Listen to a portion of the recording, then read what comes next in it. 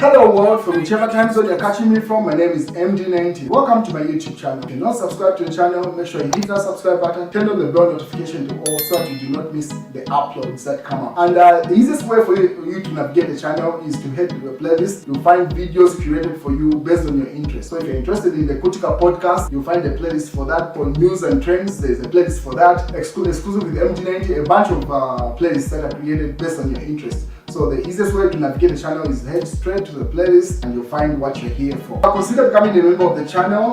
Right next to the subscribe button is a join button. You click on the join button so that you can become a member of the channel. You support the team on the production and a number of things that we're doing here, and we appreciate that. Well, the past 48 hours, the nation has been having a conversation with regard to the announcement that was made by the U.S. Embassy of cutting aid to Zambia. So this was reported in the mass newspaper. It says U.S. refuses to fund thieves. American government cuts 1.4 billion kwacha, which is $50 million US, in aid to the Ministry of Health for gross theft and fraud. So that's the conversation that's been dominating the nation for a while, which prompted the ministers or government pretty much to respond. So there was a press brief after the US ambassador addressed the nation, and he put up statistics of how much the US embassy or pretty much the American people are going to cut in aid. So that was a response that came from government. So according to the news diggers, government warns diplomats after Gonzalez's speech, don't interfere in our internal affairs. That's according to an extract from that press brief that was hosted, which was also streamed by the Ministry of Information and Media. So, which was addressed by Minister of Home Affairs and Interior Security, Jack Mwimbu, Minister of Foreign Affairs and the International Cooperation, Malambo Himbe, and also Elijah Muchima, Minister of Health there.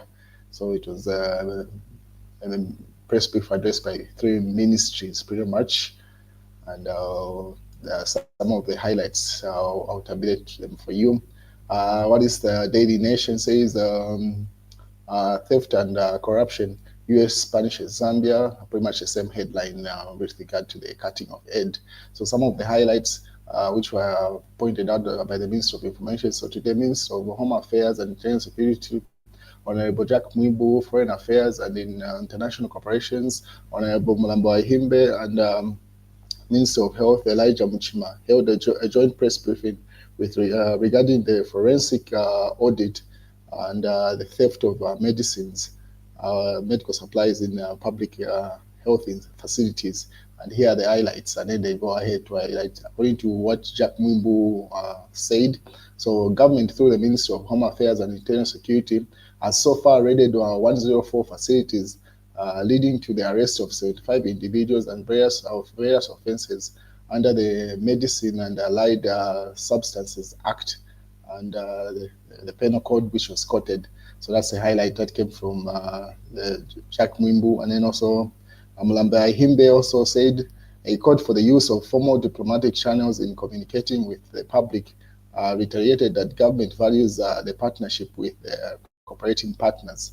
So pretty much those are some of the highlights from that press brief that was hosted by government. And then Lungu demands a corruption probe. And then pretty much the former head of state has issued a statement with regard to the same and ongoing. So this is a statement which Daily Nation is quoting from Edgar Chagwa, where he's addressing the nation on his Facebook page. So the former head of state, some of the comments are there. I'll read them later on. Let me read the statement first. So fellow countrymen and women and youth, over the past few days, our country has been plunged into uncertainty following the operations and subsequent action taken by the United States government through its ambassador, His Excellency Michael Gonzalez, regarding the termination of aid to Zambia and Zambia's health sector. Through revelations, and these revelations make a very sad reading. Today, Zambia's health sector faces numerous challenges in combating the high prevalence of HIV and AIDS, tuberculosis, malaria, And the decision by the US government serves as a damning indictment, a reminder that the goodwill of our cooperating partners must never be taken for granted or abused. From the days of UNIP through MMD and then to us, the Patriotic Front, PF, both under the leadership of our founding father and the late President Michael Chilufya-Sata, and subsequent under my leadership, we prioritize strong cooperations with the United States and other partners through programs such as PEPFAR and the Global Fund. We confronted the HIV and AIDS pandemic with the seriousness it deserved. This collaboration saw millions of our people living with HIV across access life-saving ARVs, ARV drugs that saved lives and significantly improved the quality of life of our people. While tuberculosis remains a major public health challenge, our partnership with donors led to the establishment of the Center of Excellency for Infectious Diseases and implementation of the test and treat approach, a powerful tool in prevention and control. Our robust fight against malaria, which is very high among young children, pregnant women, and the immunization brought to us brought to a verge of malaria elimination phase. Further, as part of our decentralization strategy, we established Zambia's Medicine and Medical Supplies Agency, ZAMSA, which has been in the news recently, to streamline the procurement and distribution of essential medicines and medical supplies across the country. Fellow Zambians, no government